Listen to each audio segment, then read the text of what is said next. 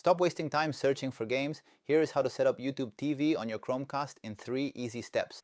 I'm Roberto from Sleek Guides. We're getting you connected for high bitrate 4K streaming with zero clutter. Step 1. The hardware. Plug your Chromecast into a vacant HDMI port.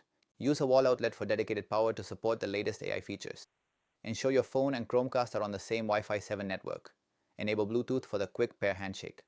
Step 2. The native app. Navigate to the Apps tab on your Google TV home screen and download YouTube TV.